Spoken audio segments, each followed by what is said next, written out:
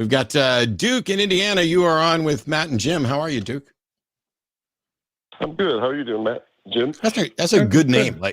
My puppy's name is Hero, but I've met puppies whose names are Duke, but also people named Duke. And so it's kind of like you have a raw name, like Duke's coming for you. It actually means leader. Yeah. And it's actually my middle name. I go by it, but my first name is Sheridan. Even more strange. I like that too. All right, so thank you. I'm on a name kick. How can we help today? Well, I know you like to know what people believe and why. So let me start by saying that I was a true skeptic growing up, and quite an antagonistic one. That I started out pretty much as an atheist.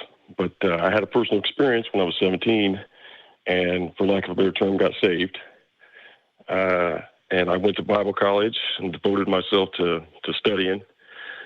And unfortunately, the more I studied, the less I could reconcile the many problems with the Bible. But I'm still tentatively a theist, as it were. I believe that I have three things that kind of keep me attached that I would consider to be some evidence for me, I would say. I kind of wanted to see how you felt about it. The first of which is it was kind of ironic that the turning point in my atheism to begin with was happened by way of Ouija board when I was 14 years old. I know you might laugh at that, but I had experience. Well, I might, but I haven't yet. I will tell you that we have a good understanding of what's going on when people mess with Ouija boards, and anything like that with pendulums and all that, the ideomotor reflex. I was going to say you're going to say the ideomotor reflex or effect, yeah. And I understand that that's an explanation for it. It just doesn't gel with my experiences as far as okay. So what did you do to prove to yourself that it was not an idiometric reflex? I don't think I said anyone there right. What did you do to prove to yourself it wasn't that? Well, the idea, I guess, would be that subconsciously you're moving it and you're kind of having a conversation with yourself. Is how I understand it. To an extent, you've got other people whose hands are on the doohickey, but the question is how did you determine it wasn't that it was something real? Well, we need to know, were you alone doing this, or were you doing it with other people? I was doing it with other people. My cousin and I primarily were doing it for a couple of years, and we were heavy into it. And like I said, remember, I was a skeptic, skeptic, and I was going into it. I was extremely, I used to make fun of it as we were doing it, and I couldn't explain it, and I didn't know how to explain it, but there was many times that things happened, and I'll just give you one time we tried to get my grandfather on there, and the so-called spirit that was on there that was so supposedly moving the board. When we asked about what his age, he knew what his dog's name was, which is we both knew, and he knew some other facts. But when we asked him how old he was when he died, he said he was 65, which I thought he was 62, and my cousin thought he was 64. So we thought, well, there's something messed up here. And it turns out, I didn't find out for months later that he actually was 65. Okay, so how does that prove that it's not, again, how do you prove that it's not that idiometric reflex? How did you actually make that determination? Because getting things right or wrong and questions based on what you think is not going to work. It doesn't really work. Sure, but aren't you asking me to prove a negative in that particular? There's nothing, Duke, stop. There's nothing wrong with proving a negative. We do it all the time. The only thing, you can't prove a negative. We prove negatives every day, all day long. The only thing that you can't necessarily do is prove a universal negative. And so what we're asking is the test process. Now, you and your cousin sit down and you grab a Ouija board, and one of you thinks your granddad died at 62, the other one at 63 or 4, whatever it was, and the Ouija board says 65. And it turns out the Ouija board was right. And that just blows your mind, right? On top of the thing moving itself, yeah, sure. Okay, so first of all, that's wrong. The thing is not moving itself. No, hang on. No. The fact hang on. I'm saying that itself, the fact that it was moving. Hang on. You don't get to say the thing is moving itself. How did you prove that it's moving itself? Right. I wasn't saying that it was moving itself. I was saying you literally said those words. I heard those words as well. Put them in the wrong order.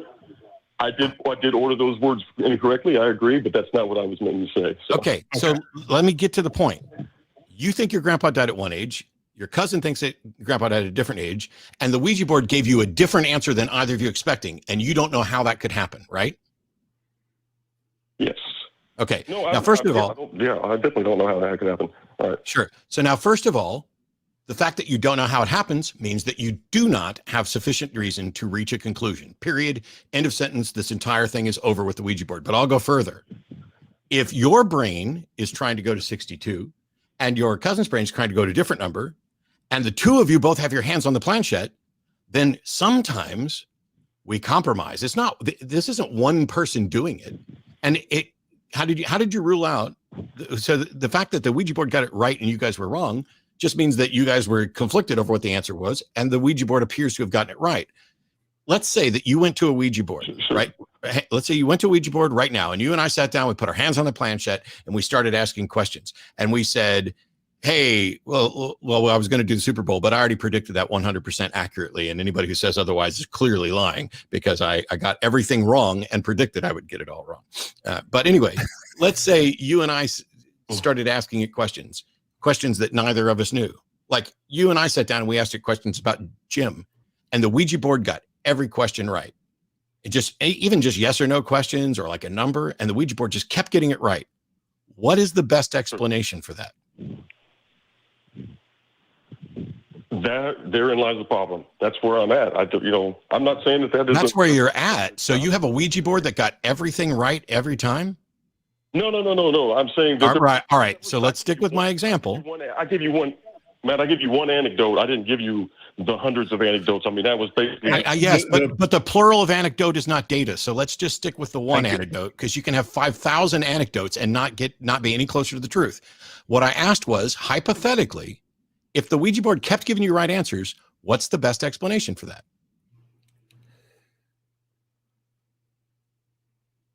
The best explanation for that is, I don't know. Congratulations! Now, you just admitted that in a scenario where a Ouija board is giving you absolutely 100% the correct answer over and over again, we don't know why that would occur. So in a less impressive circumstance, which is what you have, where a Ouija board isn't giving you the right answer all the time, then shouldn't your answer also be, I don't know? Oh, my answer is definitely been, I don't know. And there are definitely more impressive anecdotes that I had on deck, but yes, I agree. Okay. So if we don't know, then you are not making an argument for believing in the supernatural. You're saying, here's a situation that happened and I don't know what the explanation is. Well, we don't have time to go through all the examples I have that. It doesn't matter. That's the point, Duke. It doesn't matter. Do you have an example of the Ouija board being right every time? No, you don't. And if the Ouija board was right every time and the answer is I don't know, then if the Ouija board is right less than 100% of the time, the answer is still I don't know, right? If a Ouija board's only right 42% of the time, do you suddenly know what the explanation is? No. Okay. This was what I was saying about the Ouija board was that it was the. But here's the other problem that we have is that unless you have actually written down all the questions and all of the answers and things like ambient temperature, who the people were, what they think they know and what they don't know, and actually attempt to eliminate variables, the best you can do, no matter how many anecdotes you have, is I don't know, because you haven't tried to eliminate every single variable. So, for instance, you claim that you thought that your grandfather died at 62 and the other person at 64 and he really died at 65, or whatever the numbers were. That doesn't necessarily mean that you weren't subconsciously going to 65 for whatever reason. You may have just convinced yourself that you were wrong and that was right. We don't know. There's no way to show that. And because you haven't taken any time to turn all of these anecdotes into actual data by doing something that is actually scientific, like record everything. There's a reason why every scientist has, when they're doing experiments, they have a journal and they write everything they did down, and they try to capture as much data as possible, whether they think it's relevant to the experiment or not, just so that they can eliminate spurious things and get down to the actual thing that they're testing. So your thousands of anecdotes don't make any difference, simply because they're just your memory, and memory is fallible and memory is malleable, and you can remember things that actually didn't happen. And I bet you we could take some of your partners in your Ouija sessions, and they will have a completely different memory of some of the same sessions. So that's why it's anecdotes and not anecdata, and it doesn't matter. Does that make sense? Okay. Well, of course, yes, it does, definitely. And I wanted to say that the point of the Ouija board was to let you know that was what opened my mind. I was 14 years old, so obviously, Jim, I'm not going to be any kind of scientist at that level. But it was just the point at which my mind that was closed before that, as to there is no God, that there's nothing, nothing out there that exists. After that, because how does that open your mind? I mean, now when we're simply pointing out that really shouldn't have had any effect on you, on your logic and your reasoning whatsoever. I have a bigger issue, and that is, you just now said that at that time you were like, there is no God and blah, blah, blah. And yet previously you said that you were a skeptic. That's not the skeptic position. Skepticism is not cynicism. It's not being opposed to something. It's not reaching a conclusion and saying there is no this. It is waiting until there is sufficient evidence before you become convinced. So if the Ouija board is giving you right answers, the right answer is, I don't know. The skeptical view is not, there is no God. That's not it. Perhaps the nomenclature is off, but I will still say that those things can coincide. You can be, completely closed-minded, skeptical, and all that. But no, you can't. No, you can't. No, you fucking can't. That's not what skepticism is. Skepticism is not being closed-minded. Now, in fact, it has to be the opposite. It is absolutely the opposite, as is science. The sciences is not about being closed-minded. It's about being open-minded. Modern skepticism, as advocated for decades by everybody, if you go to the JRAF, the Amazing Meeting, everything else, it is, I am not going to be convinced, yay or nay, until this is demonstrated. There's nothing closed-minded about it. You don't know what skepticism is, and that's why you were duped by a Ouija board that led you to other things. What's your best evidence? I'll make this real easy, Duke. What is your best evidence for the supernatural, and how did you determine that the supernatural is the best explanation for that experience? Okay, well, I appreciate the lexicography lesson. Now I know what skeptical means, and maybe I didn't before. That the other example I wanted to throw at you, and this is more towards the idea of, like I said, I'm tentatively attached to theism anyway. But as far as like Christianity goes, I just wanted to hear what your guys' idea were on the Shroud of Turin. As far as I know, it's been proven a fake. Yeah, the best tests have repeatedly shown that it's a fake. However, the best case for theism is that we don't have an explanation for the Shroud of Turin. At no point could the shroud ever be used to confirm Jesus or Jesus' existence or his resurrection or anything else. And here's the biggest problem. How could you ever prove that the cause of something is in fact supernatural? It's not possible currently.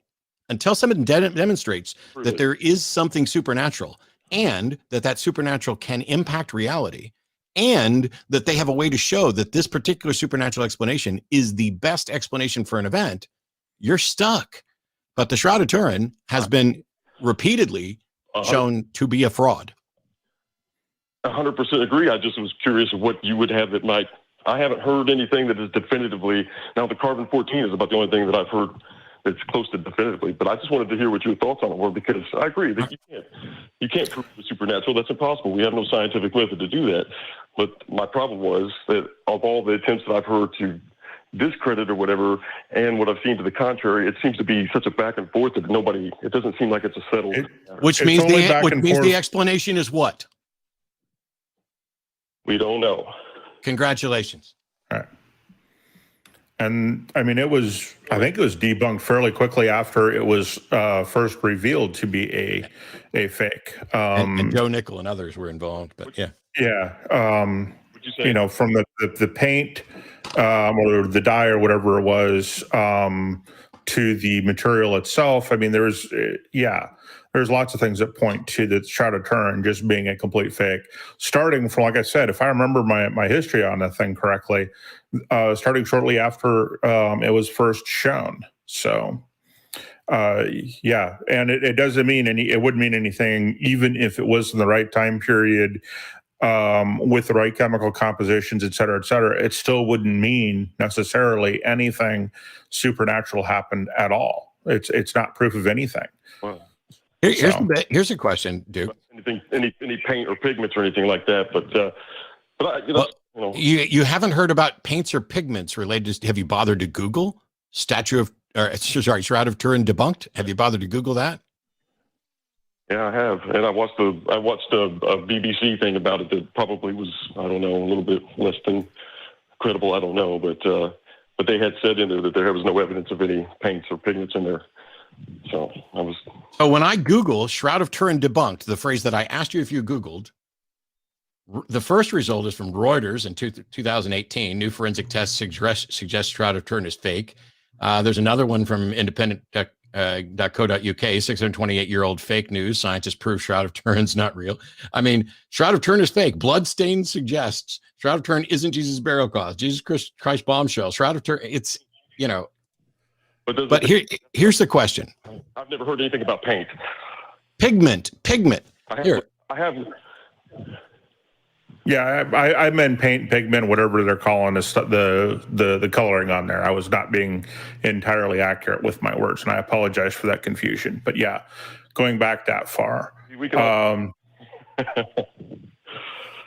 So the Macron, according to Dr. Walter Macron and his colleagues, a 3-foot by 14-foot cloth depicting Christ's crucified body is an inspired painting produced by a medieval artist just before its first appearance in recorded history in 1356. And it goes through the examination, and the word pigment is there over the time. Macron postulated the shroud was painted in 1355. But set all that aside, here's the question, and I'm not asking it for you to answer, Duke. I'm asking it for you to think, and maybe other people can. So we have this Shroud of Turin, and it's being protected by the church. And they limit who can examine it and to what extent. It's a holy relic, and they don't want damage done to it or anything else. But if there were a way to show that it was real, why wouldn't the church show that it's real? That would change everything. And the fact that the church has not demonstrated that this is in fact real means that either they know it's not, there's no way for them to prove that it's real, and in either case, nobody else should believe it's real either. I know you said you didn't want an answer from me, but can I just say that, of course, they're not going to be able to prove that it's real as far as resurrection goes, because once again, it's supernatural. We can't prove that, but they have opened it up to a limited degree it has been studied quite a bit, quite extensively. Oh, picking and choosing who gets to study it and when, but on the occasions where they submitted it for testing, it failed. It not only failed to demonstrate that it's real, it's best dated to the 14th century or in that vicinity. Yeah. Right. And that's reliant upon the scientific methods at the time, which is also when it was discovered, when it first appeared. It first appears in like 1325, and they're like, oh, we've found the cloth that Jesus. Plus, it's also incredibly stupid because that's not how they would have wrapped a body in one big long sheet like that. And if you look at it, the front and the back meet so the person would have had to have a pointed head, pointed front to back like that. If you put a sheet over the front of me and the back of me, there's this big gap here where, I don't have hair. But that gap. I don't either. I understand. Boom. Yeah. Yeah. There's all kinds of problems with it. I got to get going, Duke, because we got a lot of callers to get to today. Yep. Can I throw one more at you? I just had one more. No, actually, but thanks. Call us back. Well, thank you. Thank you for your time. Sure. Appreciate it, Duke. Yeah. Because it's like, wow, it's after 5 and we've got just loads of callers and I want to make sure I get to them.